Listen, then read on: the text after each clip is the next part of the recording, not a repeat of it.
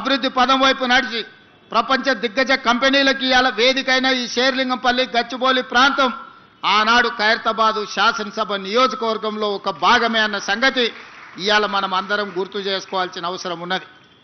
మిత్రులారా, ఈరోజు మనం హైటెక్ సిటీ అని పిలిచే ఈ హైటెక్ సిటీ 1992లో పీజేఆర్ గారు మంత్రి ఉన్నప్పుడు, నేదురుమల్లి జనార్దన్ రెడ్డి గారు ముఖ్యమంత్రిగా ఉన్నప్పుడు, పెద్దలు పివి నరసింహారావు గారు ప్రధానమంత్రిగా దేశానికి సేవలు అందించినప్పుడు రాజీవ్ గాంధీ టెక్నాలజీ పార్కు కింద ఇక్కడ హైటెక్ సిటీకి మొట్టమొదట పునాది రాయేసి ఆనాడు ప్రారంభోత్సవ కార్యక్రమం పి జనార్దన్ రెడ్డి గారి నేతృత్వంలోనే పునాది రాయబడ్డది.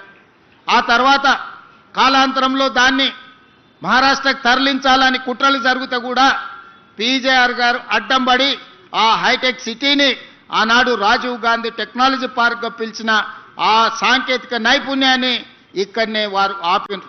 ఆ తర్వాత వచ్చిన ఆంధ్రప్రదేశ్ ముఖ్యమంత్రిగా చంద్రబాబు నాయుడు గారు బాధ్యతలు చేపట్టిన తర్వాత 1998లో రాజీవ్ గాంధీ టెక్నాలజీ పార్కును హైటెక్ సిటీగా మార్చి ఆనాటి ప్రధానమంత్రి అటల్ బిహారీ వాజ్పేయి గారిని పిలిపించి పెద్ద ఎత్తున అక్కడ అభివృద్ధి కార్యక్రమాలు తీసుకొచ్చి ఆనాడు సైబరాబాదు ప్రణాళికలు రచించి చంద్రబాబు నాయుడు గారు ఈ ప్రాంతాన్ని అభివృద్ధిని ఇంకొక స్థాయికి తీసుకెళ్లడానికి వారి కృషి చేసిండ్రు. ఆనాడు పివి నరసింహారావు గారు ప్రధానమంత్రిగా ఉన్నప్పుడు, జనార్దన్ రెడ్డి నేదురుమల్లి జనార్దన్ రెడ్డి గారు మంత్రిగా ముఖ్యమంత్రిగా ఉన్నప్పుడు వేసిన శిలాఫలకమే పునాది రాయే ఆ తర్వాత హైటెక్ సిటీగా మారింది. అటల్ బిహారీ వాజ్పేయి చంద్రబాబు నాయుడు గారి నేతృత్వంలో ఈరోజు ఈ ప్రాంతం అంతా విస్తరించింది. ఇవాళ ఈ ప్రాంతంలో ప్రపంచ దేశాలలో దిగ్గజ కంపెనీలైన అది గూగుల్ కావచ్చు, ఇన్ఫోసిస్, మైక్రోసాఫ్ట్ కావచ్చు, ఇట్లా చెప్పుకుంటూ వెళ్తే 500 ఫార్చ్యూన్ కంపెనీలలో 85 ఫార్చ్యూన్ కంపెనీలు ఇవాళ ఈ ప్రాంతంలో షేర్లింగంపల్లి నియోజకవర్గంలో వాటి కార్యక్రమాలు కొనసాగిస్తున్నాయంటే ఆనాటి ప్రధానమంత్రులు పివి నరసింహారావు గారు, అటల్ బిహారీ వాజ్పేయి గారు తీసుకున్న నిర్ణయమే ఈరోజు ఈ నగరం ఒక మహానగరంగా రాణించడమే కాదు, ప్రపంచ దేశాలలో ఉన్న దిగ్గజ కంపెనీలు ఇవాళ ఈ ప్రాంతానికి వచ్చినాయి. లక్షలాది మంది నిరుద్యోగ యువకులకు ఉద్యోగ ఉపాధి అవకాశాలు కల్పించినాయి. ఇదే కాదు, ఇవాళ ఈ తెలంగాణ ఆర్థిక ఆదాయంలో దాదాపుగా 60-65% నగరం నుంచే ఆదాయం వస్తుంది. ఆ ఆదాయమే ఈరోజు తెలంగాణ రాష్ట్ర అభివృద్ధికి మనం వినియోగించుకుంటున్నాం. మరి అలాంటిది ఈ నగరాన్ని ఇంకా గొప్ప నగరంగా తీర్చిదిద్దాలన్న ఆలోచన మళ్ళీ శ్రీమతి సోనియా గాంధీ గారి నేతృత్వంలో ఏర్పడ్డ తెలంగాణ రాష్ట్రంలో ప్రజాపాలన ఇందిరమ్మ రాజ్యం వచ్చిన తర్వాత 2023 డిసెంబర్ 7 నాడు మళ్ళీ అదే సంకల్పంతో అభివృద్ధి పదం వైపు నడిపించాలని మేము ముందుకు వచ్చినాం. దాంట్లో భాగంగా అరకపూడి గాంధీ గారు కావచ్చు, మహేందర్ రెడ్డి గారు కావచ్చు, గద్వాల విజయలక్ష్మి గారు కావచ్చు, డిప్యూటీ మేయర్ కావచ్చు, లేదా వేదిక మీద ఉన్న చాలా మంది కార్పొరేటర్లు ఈ నగర అభివృద్ధిలో భాగస్వాములం అవుతాం, మీకు అండగా నిలబడతాం, మీరు చేసే ప్రయత్నానికి మేము సంపూర్ణంగా సహకరిస్తామని చెప్పి ఈరోజు ఈ ప్రజాప్రతినిధులందరూ కూడా ముందుకు వచ్చి ప్రభుత్వం చేసే అభివృద్ధి కార్యక్రమాల్లో భాగస్వాములు అవ్వడమే కాదు, వాళ్ళ అనుభవాలను వాళ్ళ సూచనలను ఈరోజు ప్రభుత్వానికి అందిస్తున్నారు. వాళ్ళందరూ అభివృద్ధిలో భాగస్వాములు కావాలి. ఈ నగరం ఒక గొప్ప నగరంగా అభివృద్ధి చెందాలి. ఈ నగరం బెంగళూరుతోనో, ఢిల్లీతోనో, ముంబైతోనో, చెన్నైతోనో పోటీ కాదు. ఈ నగరం న్యూయార్క్తోనో, టోక్యోతోనో, జపాన్తోనో పోటీ పడాలి, సింగపూర్ అంత గొప్పగా ఎదగాలి అని వీళ్ళందరూ ముందుకొచ్చి ఈనాడు ఈ ప్రభుత్వానికి అండగా నిలబడి ముందుకు వెళ్తున్నారు. ఎప్పుడైనా మంచి పనులు చేసేటప్పుడు ఇవాళ వీళ్ళే కాదు, ఆనాడు దేవతలు యజ్ఞాలు చేసినప్పుడు కూడా రాక్షసులు వచ్చి ఆ యజ్ఞానికి భంగం కలిగించడానికి ప్రయత్నం చేసిండ్రు. అంత మాత్రాన దేవతలు చేసే యజ్ఞాన్ని ఎక్కడ వాళ్ళ అవంతరాలు కల్పించిన ఆగిపోలేదు. ఈరోజు ఈ నగరాన్ని ఒక మహానగరంగా న్యూయార్క్, టోక్యో లాంటి నగరాలతో పోటీ పడే విధంగా మేము చేసే అభివృద్ధిలో ఎవరు అడ్డుపడ్డా కూడా అడ్డంకులను తొలగించుకుంటాం, అవాంతరాలను అధిగమిస్తాం. ఈ నగరాన్ని గొప్ప నగరంగా తీర్చిదిద్దడానికి ప్రణాళికలు తీసుకొని తెలంగాణ రైజింగ్ 2047 ప్రణాళికతోని ఈరోజు ముందుకు వెళ్ళాలని మేము నిర్ణయం తీసుకున్నాం. ఇవాళ ఇక్కడున్న ఫ్లోర్ లీడర్ రాజశేఖర రెడ్డి గారు కావచ్చు, మిగతా వాళ్ళందరూ కూడా మన ప్రణాళికల్ని ప్రజలకు తీసుకెళ్ళండి. మీరే ఈ కార్పొరేటర్లు, ఈ జంట నగరాల్లో ఉన్న ఈ శాసనసభ్యులే ప్రజలకు వివరించండి. ఈరోజు ప్రజలకు అభివృద్ధి కావాలి. ప్రజలకు రాజకీయాలతో సంబంధం లేదు. ప్రభుత్వానికి కూడా ఇప్పుడు రాజకీయాలు చేరుకోవాలనుకోవట్లేదు. ఎన్నికలు వచ్చినప్పుడే రాజకీయాలు. ఇప్పుడు అభివృద్ధిని చెయ్యడమే మా బాధ్యతగా భావిస్తున్నాం. అందుకే ఈరోజు ఔటర్ రింగ్ రోడ్డు ఇన్సైడ్ ఏదైతే హైదరాబాద్ నగరం ఉందో కోర్ అర్బన్ రీజన్గా ఇవాళ తీర్చిదిద్దాలని, ఔటర్ రింగ్ రోడ్డు నుంచి ఈరోజు రీజనల్ రింగ్ రోడ్డు దాదాపుగా 363 కిలోమీటర్లతోని రీజనల్ రింగ్ రోడ్డుని ఇవాళ RRRను మనం ప్రణాళిక చేసినాం. అక్కడి వరకు సెమీ అర్బన్ రీజన్గా రీజనల్ రింగ్ రోడ్డు అవతల మిగతా తెలంగాణ ప్రాంతాన్ని రూరల్ తెలంగాణగా 3 లేయర్లుగా ఈరోజు తెలంగాణ రాష్ట్రాన్ని విభజించాలనుకున్నాం. రాబోయే 100 రోజుల్లో కోర్ అర్బన్ రీజన్కి సంబంధించిన ప్రణాళికలు సిద్ధమవుతున్నాయి. ఆ ప్రణాళికలలో భాగంగా ఈరోజు ఢిల్లీ దేశ రాజధాని, పార్లమెంట్ అక్కడే ఉంది, ప్రధానమంత్రి గారు అక్కడే ఉన్నారు, కేంద్ర మంత్రులంతా అక్కడనే ఉంటారు. కానీ కాలుష్యం పెరిగిపోయి అక్కడ పాఠశాలలకు సెలవులు, పార్లమెంటుకు సెలవులు, ప్రజలు రోడ్ల మీదకి రావడానికి సెలవులు. ఈరోజు ఢిల్లీ నగరంలో నివసించలేని పరిస్థితి వచ్చింది. దీనికి ప్రధానమైన కారణం ఇంత పెద్ద దేశంలో దేశ రాజధానిలో ప్రజలు నివసించలేని పరిస్థితి వచ్చింది అనంటే ఆనాటి పాలకులు ఢిల్లీ నగరంలో సరైన ప్రణాళికలు రచించకపోవడం వల్ల ఈరోజు విపరీతమైన కాలుష్యం వల్ల ఢిల్లీ నగరంలో నివసించలేని పరిస్థితి. చెన్నైలో వర్షాలు వస్తే లేదా ట్రాఫిక్ సంగతి మీరు చూసారు. చెన్నై వర్షానికి అతలాకుతలం అయిపోతుంది. బెంగళూరు నగరం ఈరోజు ట్రాఫిక్లో చిక్కుకొని ఎయిర్పోర్టుకు పోవాలంటే నగరంలో నుంచి 6 గంటల ముందు బయలుదేరాల్సిన పరిస్థితి వచ్చింది.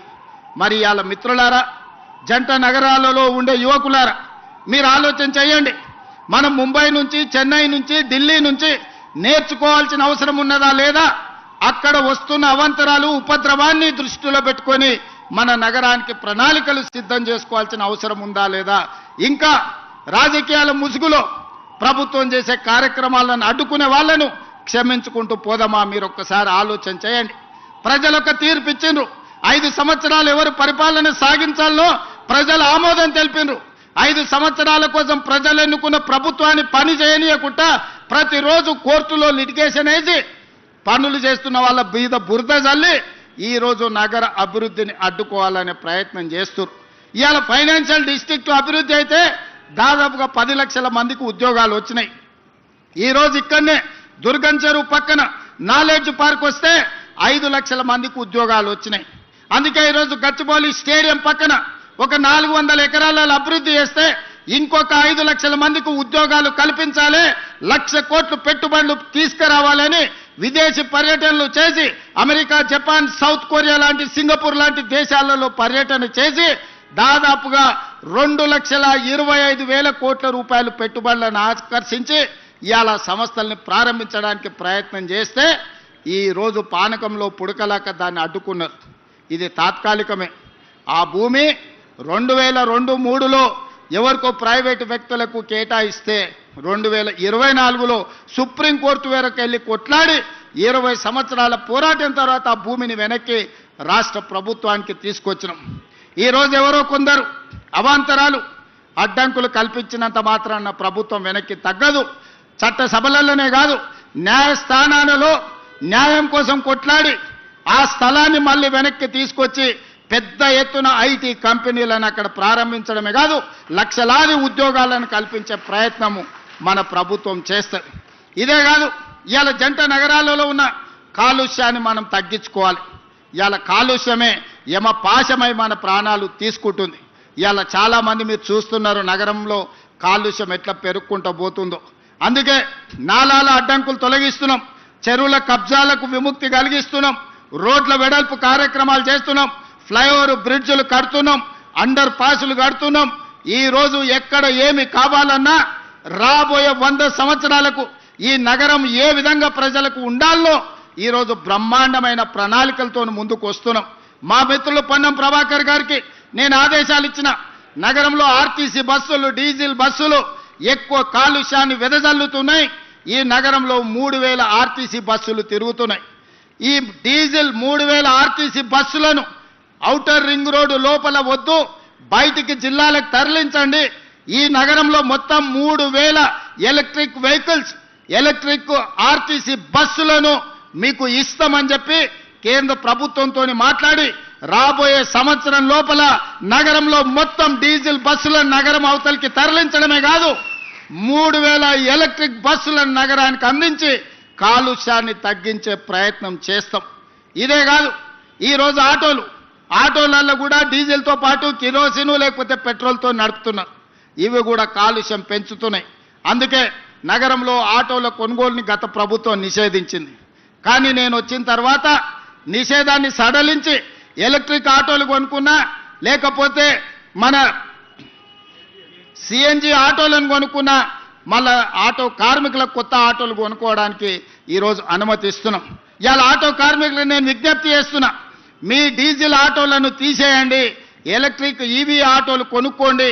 ప్రభుత్వం వైపు నుంచి కూడా మీకు సహకారం అందించే బాధ్యత తీసుకోవటం. అదేవిధంగా ఊబర్, ఓలా, ఆర్టీసీ మీ ట్యాక్సీలు నడుపుతున్న కార్ల వాళ్ళకు కూడా ఈరోజు ఏ కారు కొనుక్కున్నా ₹1 కూడా రిజిస్ట్రేషన్ ఛార్జెస్ వాటి మీద పన్నులు లేవు. ఈరోజు ఎలక్ట్రిక్ వెహికల్స్ ఎవ్వరు కొనుక్కున్నా, అదానీ, అంబానీలు, టాటాలు, బిర్లాలు హైదరాబాద్లో ఎలక్ట్రిక్ వెహికల్ కొనుక్కున్నా వాళ్ళ మీద ₹1 కూడా పన్ను లేదు. 100% పన్ను రద్దు చేసినాం. ఎందుకు అంటే ఈరోజు కిరాయికి నడిచే ఊలా ఊబరే కాదు, పెద్ద పెద్ద బిర్లాలు, టాటాలు కూడా ఈరోజు ఈ నగర కాలుష్యాన్ని తగ్గించాలంటే పెట్రోల్, డీజిల్ కార్లు కొనొద్దు అని ఈరోజు ఈవీ వెహికల్స్కి ట్యాక్స్ ఫ్రీ చేసినాం. దేశంలో ఎక్కడ లేదు ఈ విధానం. అందుకే ఈరోజు నగరంలో కొనుక్కునే ప్రతి వెహికల్ ఈవీ వెహికల్ కొనుక్కోండి, మీకు ₹1 కూడా పన్ను పడదు. డైరెక్ట్ కారు కొనుక్కొని రిజిస్ట్రేషన్ చేసుకుంటే సరిపోతే మిగతా ఏ పన్నులు కట్టాల్సిన అవసరం లేదు. అదేవిధంగా నాలాలు కబ్జాలు చేసిండ్రు. దాంతో వర్షాలు వచ్చినప్పుడు మురుగునీరుతో పాటు వర్షపు నీళ్ళన్నీ అడ్డం పడుతున్నాయి. ఇవాళ చిన్న వర్షం వస్తే రోడ్ల మీద నడుముల లోతు నీళ్లు నిలబడుతున్నాయి. ఎక్కడికక్కడ చెరువులు కబ్జా అయినాయి, నాలాలు కబ్జా అయినాయి. మరి నీళ్ళు ఎక్కడికి వెళ్ళాలి? నీళ్లు ఉండాల్సిన ప్రదేశంలో మనం అపార్ట్మెంట్స్ కట్టుకుంటే మనం ఉండాల్సిన ప్రాంతాన్ని నీళ్లు ఆక్రమించుకుంటున్నాయి. నీళ్లు రోడ్ల మీదకి రాలే. నీళ్లు ఉండాల్సిన చెరువులను, కుంటలను, నాలాలను మనం కబ్జా పెట్టుకుంటే ఆ నీళ్లు ఎక్కడికి పోవాలనో తెలవక నగర రోడ్ల మీదకి నీళ్లు వస్తున్నాయి. అందుకే ఈరోజు హైడ్రా ద్వారా అన్యాయంగా ఆక్రమించుకొని ఈ చెరువులలో కడితే వాటిని తొలగించే ప్రయత్నం చేస్తున్నాం. ఆ మధ్యకాలంలో మీరు చూసి ఉంటారు, అక్కినేని నాగార్జున గారు ఇన్కన్వెన్షన్ విషయంలో ప్రభుత్వం తొలగించింది. తర్వాత నాగార్జున గారు గుర్తించి వారే స్వయంగా ముందుకొచ్చి 2 ఎకరాలు అక్కడ చెరువుకు స్వయంగా వారే నన్ను కలిసి అప్పచెప్పి నగర అభివృద్ధిలో నేను ఒక హీరోగా ముందుంటా, మీరు ఒక మంచి సంకల్పంతో ఈరోజు ఆ చెరువును మీరు అభివృద్ధి చేస్తున్నారని చెప్పి 2 ఎకరాల స్థలాన్ని నాగార్జున గారు వాలంటీర్గా ముందుకొచ్చి ఈరోజు మనకు వారు హ్యాండ్ ఓవర్ చేయడం జరిగింది. ఈరోజు బతుకమ్మ కుంట వి హనుమంతరావు గారు ఎప్పుడు అంబర్పేట చౌరస్తాలో బతుకమ్మ కుంట గురించి 40 ఏళ్ళు కొట్లాడాడు. 40 ఏళ్ళ కేసును హైకోర్టులో కొట్లాడి ఇవాళ బతుకమ్మ కుంటను 6 ఎకరాలు బీఆర్ఎస్ నాయకులు ఆక్రమించుకుంటే ఆ కబ్జా నుంచి విడిపించి ఇవాళ బతుకమ్మ కుంటను తయారు చేస్తున్నాం. వచ్చే బతుకమ్మ కుంట అంబర్పేటలో మా ఆడబిడ్డలతో ఆడిపించే కార్యక్రమాలు తీసుకెళ్తున్నాం. ఇవాళ మిత్రులారా, కోర్ అర్బన్ రీజన్ కావచ్చు, సెమీ అర్బన్ రీజన్ కావచ్చు, రూరల్ తెలంగాణ కావచ్చు, ఒక ప్రణాళికబద్ధంగా డిసెంబర్ 9 లోపల మన విజన్ డాక్యుమెంట్ను రిలీజ్ చేసి తెలంగాణని 100 సంవత్సరాలకు అవసరమైన అభివృద్ధి కోసం ఈరోజు ప్రణాళికలు చేస్తున్నాం. ఇదే కాదు, అక్కడ ఎయిర్పోర్ట్ ఉంది, ఇక్కడ నగరం ఉంది. కానీ ఎయిర్పోర్ట్కి అవతలి వైపు విశాలమైన లక్షలాది ఎకరాల భూములు ఉన్నాయి. అందుకే అక్కడ 30,000 ఎకరాలల్లా భారత్ ఫ్యూచర్ సిటీ అని ఒక గొప్ప నగరాన్ని నిర్మించాలని ఎయిర్పోర్ట్ నుంచి మెట్రో రైలుతో పాటు పెద్ద హైవే కారిడార్స్ వేసి ఈరోజు ఒక నగరాన్ని మనం నిర్మించుకోబోతున్నాం.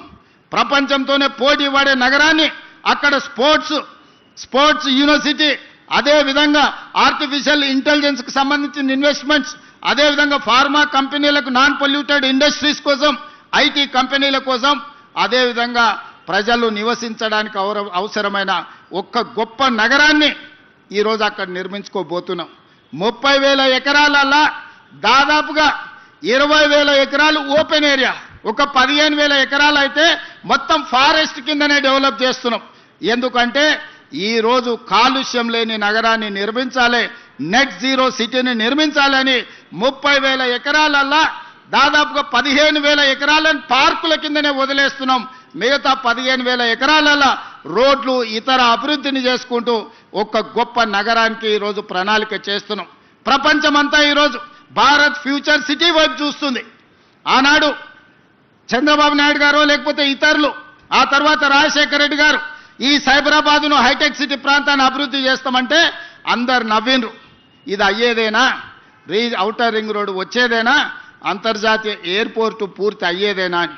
కానీ ఇవాళ మిత్రులారా, మీ కల్లారా చూస్తున్నారు ఈ అభివృద్ధిని. ఔటర్ రింగ్ రోడ్డును చూశారు, అంతర్జాతీయ ఎయిర్పోర్టును చూశారు, హైటెక్ సిటీని చూశారు, గచ్చిబౌలి చౌరస్తాను చూశారు. ఒకనాడు ఈ ప్రాంతానికి రావాలంటే 6 తర్వాత ఊరికి పోయినట్టు ఉండేది.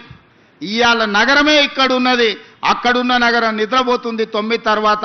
ఇక్కడ 24 గంటలు ఉద్యోగ ఉపాధి అవకాశాలతోని తలతల మెరుస్తుంది. ఈ ప్రాంతం కలకలలాడుతుంది. ఈ ప్రాంతం నుంచే ఈరోజు రాష్ట్రానికి అత్యధికంగా పన్నులు వసూలవుతున్నాయి. ఈ ప్రాంతాన్ని అభివృద్ధి చేయడం మా బాధ్యత. మా మిత్రుడు అరకపూడి గాంధీ గారు ఈ ప్రాంతానికి ఏం ప్రణాళికలు తీసుకొచ్చినా మా కమిషనర్ గారికి, మా హెచ్ఎండిఏ కమిషనర్కు, మున్సిపల్ కమిషనర్కు, ఎంఏయుడి ప్రిన్సిపల్ సెక్రటరీకి, అదేవిధంగా మెట్రో వాటర్ వర్క్స్ వాళ్ళకు ఆదేశాలు ఇచ్చిన ఈ ప్రాంతానికి అవసరమైన నిధులకు మీరు ఎక్కడ కూడా ఆపాల్సిన అవసరం లేదు. ఎందుకంటే ఒకనాటి ఖైరతాబాదు 7 అసెంబ్లీలు అయింది. ఇవాళ Qutbullapur cantonment, Kukatpally, Serilingampally, Khairatabad, Jubilee Hills, అంబర్పేట్ల కొంత భాగం, ఇవన్నీ ఆనాడు పీజేఆర్ గారు నాయకత్వం వహించిన ఖైరతాబాద్ నియోజకవర్గం 7 అసెంబ్లీలు అయింది. ఇవాళ షేర్లింగం అది 2009లో. మరి 2009కి 2029కి ఒకే రకమైన పోలిక ఉంది. ఆనాడు పీజేఆర్ గారు నాయకత్వం వహించిన ఖైరతాబాద్ 7 అసెంబ్లీలు అయి 7 మందిని ఎమ్మెల్యేలు చేసింది. ఈరోజు మా మిత్రుడు అరకపూడి గాంధీ నాయకత్వం వహించే షేర్లింగంపల్లి కనీసం 4 అసెంబ్లీలు అవుతుంది 29లో. నియోజకవర్గాల పునర్విభజన జరగబోతుంది. నియోజకవర్గాల పునర్విభజన 2029లో జరగబోతుంది. 2009లో ఏ విధంగా అయితే 6-7 మంది కొత్త ఎమ్మెల్యేలను అందించడానికి ఖైరతాబాద్ ఉపయోగపడ్డదో, రేపు ఈ షేర్లింగంపల్లి నియోజకవర్గం కూడా ఈరోజు మిత్రుడు అరకపూడి గాంధీ చేస్తున్న అభివృద్ధి మళ్ళా 4-5 ఎమ్మెల్యేలను కొత్తలను తయారు చేయడానికి ఉపయోగపడుతుంది. తప్పకుండా ఈ ప్రాంతాన్ని అభివృద్ధి చేస్తాం. ఆనాడు అన్ని సీట్లను అరకపూడి గాంధీ గెలిపించే బాధ్యత ఆయనదే. ఎందుకంటే ఆయన అడిగిన అన్ని నిధులు ఈరోజు మేము ఇస్తున్నాం. ఈరోజు పీజేఆర్ గారు పేరు పెట్టడానికి కారణం ఉంది. ఆ హైటెక్ సిటీ రావడానికి పీజేఆర్ కారణం.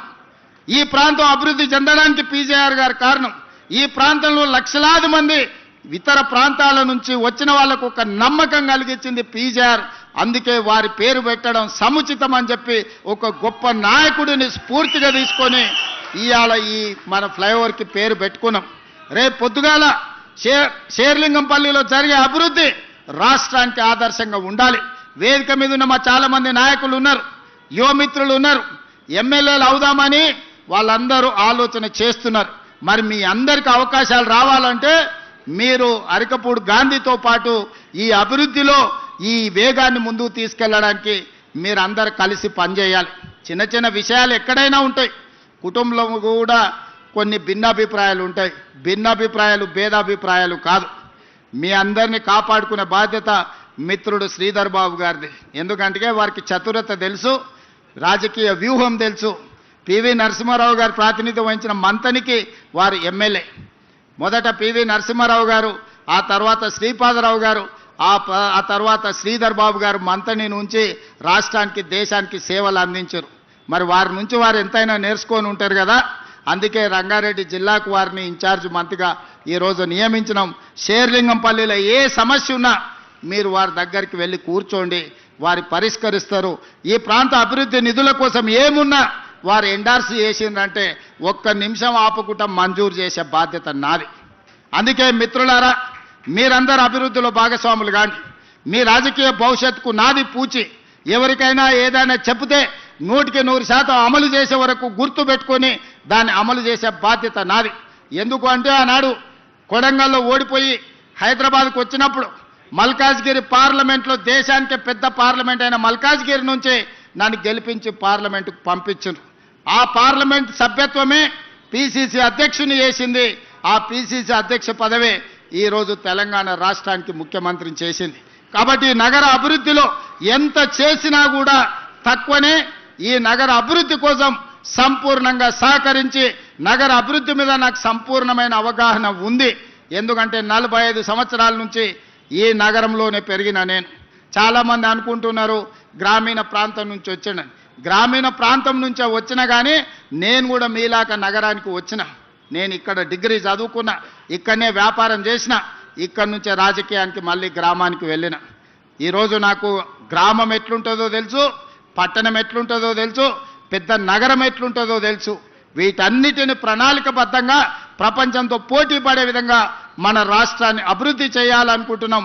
మనం ఎవ్వరికి పోటీ కాదు, మనం ప్రపంచంతోనే పోటీ పడదాం. ఆనాడు జైపాల్ రెడ్డి గారు మెట్రో ఇచ్చిండ్రు మనకు. ఈరోజు నగరంలో ఉన్న మెట్రో ఆనాడు జైపాల్ రెడ్డి గారు మనకిచ్చింది. మన్మోహన్ సింగ్ గారు ఉన్నప్పుడు ఇచ్చింది. మరి పివి నరసింహారావు గారు ఉన్నప్పుడు హైటెక్ సిటీ వచ్చింది. మన్మోహన్ సింగ్ గారు ఉన్నప్పుడు మెట్రో వచ్చింది. ఇందిరాగాంధీ గారు ఉన్నప్పుడు బిహెచ్ఎల్ వచ్చింది, మిదాని వచ్చింది, బీడీఎల్ వచ్చింది, ఐడిఎల్ వచ్చింది, ఇట్లా ఈసీఐఎల్ వచ్చింది. ఇట్లా చెప్పుకుంటూ వెళ్తే ఇందిరాగాంధీ గారు ప్రధానమంత్రిగా ఉన్నప్పుడు మొత్తం మన తెలంగాణలో ఉన్న అంతర్జాతీయ స్థాయి పరిశ్రమలు, ఈరోజు డిఫెన్స్ ఇన్వెస్ట్మెంట్స్ వచ్చిన, ఫార్మా ఇన్వెస్ట్మెంట్స్ వచ్చిన, ఇండస్ట్రియల్ గ్రోత్ కారిడార్లు వచ్చిన, అది ఇందిరాగాంధీ గారు వల్ల వచ్చింది. ఈరోజు ఐటీ కంపెనీలు వచ్చినాయంటే పివి నరసింహారావు గారు వల్ల వచ్చింది. ఈరోజు మనకు మెట్రో లాంటి అంతర్జాతీయ ఔటర్ రింగ్ రోడ్ కానీ, అంతర్జాతీయ ఎయిర్పోర్ట్ కానీ మరి మన్మోహన్ సింగ్ గారు వల్ల వచ్చింది. నేను మా బీజేపీ మిత్రులను అడుగుతున్న కిషన్ రెడ్డి గారిని, మోడీ ఏమిచ్చిండు కిషన్ రెడ్డి గారు? మీరు ఈ రాష్ట్రానికి నగరానికి ఏం తెచ్చిండ్రు? నేను విమర్శ చేస్తలేను, ఒక్కసారి గుండె మీద చేయబెట్టుకొని ఆలోచన చేయాలి. మెదక్ ఎంపీ మీరే, చేవెళ్ళ ఎంపీ మీరే, సికింద్రాబాద్ ఎంపీ మీరే, మల్కాజ్గిరి ఎంపీ మీరే, నిజామాబాద్ ఎంపీ మీరే, కరీంనగర్ ఎంపీ మీరే, ఆదిలాబాద్ ఎంపీ మీరే. తెలంగాణలో సగం ఎంపీలను మీకే ఈ ప్రజలు ఇచ్చిండ్రు. మరి తెలంగాణ ప్రజలు మీకు 8 మంది ఎమ్మెల్యేలను 8 మంది ఎంపీలను ఇచ్చిండ్రు. మోడీ నుంచి మీరు తెచ్చింది ఒక్కటి చూపించండి. నికరంగా మోడీ గారి నుంచి మేము ఇది తెచ్చినామని కిషన్ రెడ్డి గారు మీరు ఒక్క మాట చెప్పండి, గుండెల మీద చేసుకొని. ఇవాళ మేము చేస్తున్న ప్రయత్నాలకు సహకరించక ఇవాళ ప్రతిపక్షం ఉన్న బెంగళూరుకు మోడీ గారు మెట్రో ఇచ్చారు, ప్రతిపక్షం ఉన్న డిఎంకేకు చెన్నైకి మెట్రో ఇచ్చిండు, ఆంధ్రప్రదేశ్కు మెట్రో ఇచ్చిండు, గుజరాత్కి బుల్లెట్ ట్రైన్ ఇచ్చిండు, 2 లక్షల కోట్లు ఇచ్చిండు, గుజరాత్కు సబర్మతి రివర్ ఫ్రంట్ ఇచ్చిండు, ఢిల్లీకి యమునా రివర్ ఫ్రంట్ ఇచ్చిండు, ఉత్తరప్రదేశ్కు గంగా నది రివర్ ఫ్రంట్ ఇచ్చిండు. మరి మేము మూసీ రివర్ ఫ్రంట్ అడిగితే మాకు ఇస్తలేడు, మేము మెట్రో రైలు అడిగితే ఇస్తలేడు, మేము రీజనల్ రింగ్ రోడ్ అడిగితే అది అటకెక్కింది. ఎందుకు ఈ వివక్ష? ఎందుకు ఈ వివక్ష? కిషన్ రెడ్డి గారు మీరు ఆలోచన చేయాలి కదా కేంద్ర మంత్రిగా. మేము చెప్పినాం కదా, మీ ఎంబడి వస్తాం, మీరు మమ్మల్ని తీసుకెళ్ళండి, భేషజాలు లేవు, నగర అభివృద్ధి చేసుకుందాం, తెలంగాణ ప్రాంతాన్ని అభివృద్ధి చేసుకుందాం, మేము మీతో కలిసి వస్తామన్నాం. దాదాపుగా 30-35 సార్లు ఢిల్లీకి పోయినా, ప్రధానమంత్రిని కలిసిన, అమిత్ షా గారిని కలిసిన, అందరు మంత్రులను కలుస్తున్నా. నేను కలువని మంత్రి లేడు, చెయ్యని విజ్ఞాపన లేదు. రేపు కూడా అమిత్ షా గారు వస్తున్నారు. నేను మా మిత్రుడు పొన్నం ప్రభాకర్ గారు, మా శ్రీధర్ బాబు గారు రేపు ఎయిర్పోర్ట్కి వెళ్ళి అమిత్ షా గారిని మళ్ళీ అడుగుతాం, మా మెట్రో మాకు ఇవ్వండి, మా మూసీ మాకు ఇవ్వండి, మా రీజనల్ రింగ్ రోడ్ మాకు ఇవ్వండి. ఈ 3 ఇస్తే మా నగరం ప్రపంచంతోనే పోటీ పడుతుంది. న్యూయార్క్లో ఉన్నవాడు కూడా ఇక్కడికి వచ్చి అరే హైదరాబాద్ నగరంలో నేను నివసిస్తా, ఫ్యూచర్ సిటీలో నేను వ్యాపారం చేసుకుంటా, హాలీవుడ్ అమెరికాలో కాదు, హాలీవుడ్ను బాలీవుడ్ను ఈరోజు హైదరాబాద్ నగరానికి తేవడానికి మేము ప్రయత్నం చేస్తున్నాం. మీ వంతు సహకారాన్ని అందించండి. మా వైపు నుంచి ఏమైనా లోపం ఉంటే చెప్పండి, మేము సరిదిద్దుకుంటాం. మేము ఇచ్చే నివేదికలలో లోపం ఉందా? మేము ఇచ్చే నివేదికలలో ఏమైనా అస్పష్టత ఉందా? మేము కోరుతున్న కోరికలు ఏమైనా గొంతమ్మ కోరికలా? ఎవరు కోరకూడని కోరికలా? 20 ఏళ్ల కింద మెట్రో కట్టుకున్నాం, 100 ఏళ్ల కింద మూసీ కట్టుకున్నాం, 30 ఏళ్ల కింద 25 ఏళ్ల కింద ఔటర్ రింగ్ రోడ్ వేసుకున్నాం, 25 ఏళ్ల కింద అంతర్జాతీయ ఎయిర్పోర్ట్ శంషాబాద్లో కట్టుకున్నాం. మా తర్వాత వచ్చిన వాళ్ళు ఆనాడు ఢిల్లీ తర్వాత మెట్రో 2వ స్థానంలో ఉండే మా నగరం ఇవాళ 9వ స్థానానికి పోయింది. చిన్న చిన్న ఊర్లు కూడా మెట్రో కట్టుకొని మనకంటే ముందర పోయినాయి. ఇవన్నీ కిషన్ రెడ్డి గారు కేంద్ర మంత్రిగా మీకు కనిపించడం లేదా? మేము చెబుతుంటే మీకు వినిపించడం లేదా? నేను పర్సనల్గా మిమ్మల్ని ఇంటికి వచ్చి కలిసి నివేదికలు ఇచ్చిన, వ్యక్తిగతంగా కూడా మీతో మాట్లాడినా. మనం సాధించుకుందాం, మనం రాజకీయాలు పక్కన పెడదాం, ఆఖరి సంవత్సరం రాజకీయాలు చేసుకుందాం, ఈ 3-4 సంవత్సరాల అభివృద్ధి చేసుకుందాం అని కిషన్ రెడ్డి గారికి స్వయంగా వాళ్ళ ఇంటికి ఢిల్లీలో వెళ్ళి నేనే కలిసి విజ్ఞప్తి చేసిన. ఇంతకంటే ఏం చేయాలనో చెప్పండి మిత్రులారా. మిత్రులుగా మీరు ఆలోచన చేయండి. నగరాన్ని అభివృద్ధి చేయాలనుకుంటున్న మీరు నిశ్చితంగా గమనించండి. ఎవరు రాజకీయాలు చేస్తున్నారు, ఎవరు కుట్రలు చేస్తున్నారు, ఎవరు అభివృద్ధిని అడ్డుకుంటున్నారు, ఎవరు అభివృద్ధి కోసం అహర్నిశలు తాపత్రయపడుతున్నారు, ముందుకు నడిపించాలనే ప్రయత్నం చేస్తున్నారు చూడండి. మా ప్రభుత్వంలో కూడా మీరు ఏదైనా గమనిస్తే నగర అభివృద్ధికి ఇంకా మేము చేయాల్సింది ఏదైనా ఉంటే మాకు సూచన చేయండి. మేము ఎప్పుడు నిత్యం ప్రజలలోనే ఉన్నాం. ఈ ఫ్లైఓవర్ని పూర్తి చేయాలి, తక్షణమే ఈ ప్రాంతం ట్రాఫిక్ను పరిష్కరించాలనుకున్నాం. ఈరోజు ఫైనాన్షియల్ డిస్ట్రిక్ట్ చౌరస్తాలో ఈరోజు ట్రాఫిక్ జామ్ అవుతున్నది. అక్కడ మొత్తం ఫ్లైఓవర్లు కట్టి నియోపోలిస్ వరకు మొత్తం రోడ్లు వేయాలని ఈరోజు ప్రణాళికలు చేసినాం. ఈ ఆర్థిక విప్లవాన్ని తీసుకొచ్చింది మన్మోహన్ సింగ్ గారు. అందుకే ఆ ఫైనాన్షియల్ డిస్ట్రిక్ట్ చౌరస్తాలో పెద్ద ఎత్తున మన్మోహన్ సింగ్ గారి జ్ఞాపకార్థం పెద్ద స్టాచ్యూను వారి మెమరీని ఈరోజు వారి జ్ఞాపకార్థంగా మనం కట్టుకోవాలనుకుంటున్నాం. అదేవిధంగా మిత్రుడు గాంధీ పీజేఆర్ గారి విగ్రహాన్ని కూడా ఈ ప్రాంతంలో పెట్టాలన్నాడు. మీరు సరైన ప్రాంతాన్ని సూచించండి. పీజేఆర్ గారి విగ్రహం పెట్టుకుంటే ఒక స్ఫూర్తి. పీజేఆర్ గారి విగ్రహం చూస్తే నాయకుడు ఎట్లుండాలనో, పేదోళ్ళకి ఎట్లా అండగా నిలబడాలనో పీజేఆర్ గారిని చూస్తే ఒక స్ఫూర్తినిస్తుంది. నగరంలో పేదలకు ఒక విశ్వాసం వస్తుంది. అట్లాంటి పీజేఆర్ గారి విగ్రహం పెట్టడం అంటే మాకందరికీ సంతోషకరం. అరకపూడి గాంధీ గారు అడిగినట్టు తప్పకుండా ఈ ప్రాంతంలో పీజేఆర్ గారి విగ్రహం ఆల్రెడీ ఫైనాన్షియల్ డిస్ట్రిక్ట్ చౌరస్తాలో పెద్ద ఎత్తున మన్మోహన్ సింగ్ గారి విగ్రహావిష్కరణ ఇవన్నీ ఏర్పాట్లు చేస్తున్నాం. అదేవిధంగా పీజేఆర్ గారి విగ్రహాన్ని కూడా పెట్టడానికి ప్రభుత్వం ప్రణాళికలు సిద్ధం చేసుకుంటుంది. మున్సిపల్ కమిషనర్ గారికి, మేయర్ గారికి నేను సూచన చేస్తున్నా, తక్షణమే స్థలాన్ని సూచనలు తీసుకోండి, స్థలాన్ని మీరు గుర్తించండి, అక్కడ పీజేఆర్ గారి విగ్రహాన్ని పెట్టి ముందుకు వెళ్దాం. ఈ కార్యక్రమంలో పాల్గొని అభివృద్ధిలో భాగస్వాములు కావాల్సిందిగా మీ అందరికీ విజ్ఞప్తి చేస్తూ మన నగరాన్ని గొప్పగా అభివృద్ధి చేసుకుందాం. 3 సంవత్సరాలు రాజకీయాలు పక్కన పెడదాం. 2028 వరకు రాజకీయాల చర్చ వద్దు. 28 తర్వాత ఎన్నికలు ఉంటాయి. ఆఖరి సంవత్సరం ఎన్నికలు, రాజకీయాల గురించి మాట్లాడుకుందాం. ఇప్పుడు అభివృద్ధి కోసం మనందరం కలిసికట్టుగా కృషి చేద్దాం. అందరినీ కలిసి రావాల్సిందిగా విజ్ఞప్తి చేస్తూ వేదిక మీద అభివృద్ధిలో భాగస్వాములు అయ్యి వేదిక మీద వచ్చి సహకరించిన కార్పొరేటర్ మిత్రులకు, ఎమ్మెల్యేలకు, ఎమ్మెల్సీలకు అందరికీ మనస్ఫూర్తిగా ధన్యవాదాలు తెలియజేస్తూ మీ అందరి దగ్గర సెలవు తీసుకుంటున్న మిత్రులారా.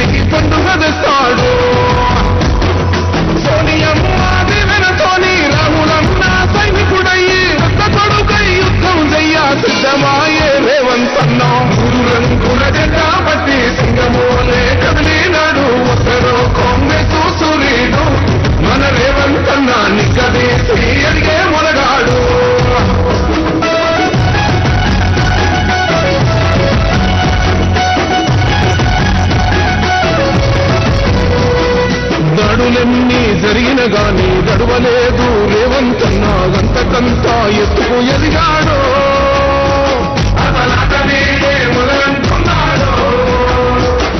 ముక్కనాడు పోలేదు, ఒక్కడయ్యి కొట్లాడాడు, అందుకే పెద్ద నాయకుడయ్యాడో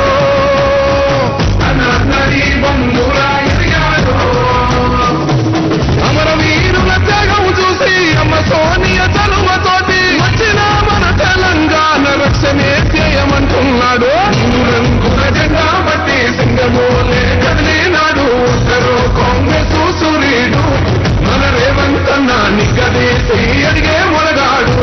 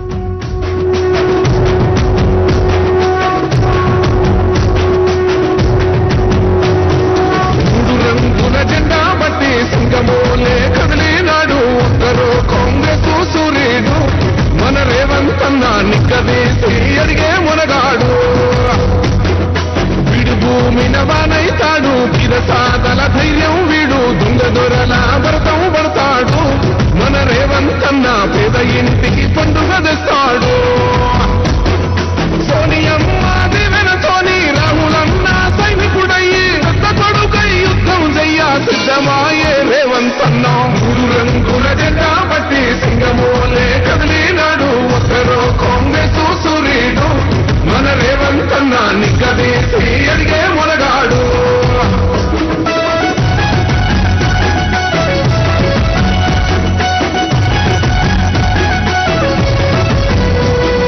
దాడులెన్ని జరిగిన గాని దడవలేదు రేవంతన్న గంతకంతా ఎత్తుకు ఎదిగాడు అసలాట నేడే మొదలంటున్నాడు ముక్కనాడు పోలేదు ఒక్కడయ్యి కొట్లాడాడు అందుకే పెద్ద నాయకుడయ్యాడు అన్నది బంధురా ఎదిగాడు అమరవీరుల త్యాగం చూసి అమ్మ సోనియ చలువతోటి వచ్చిన మన తెలంగాణ రక్షణే ధ్యేయమంటున్నాడు మూడు రంగుల జెండా బట్టి సింగమోలే కదిలినాడు ఒకరో కాంగ్రెస్ సూర్యుడు మన రేవంతన్న నిగ్గదీసి అడిగే మొలగాడు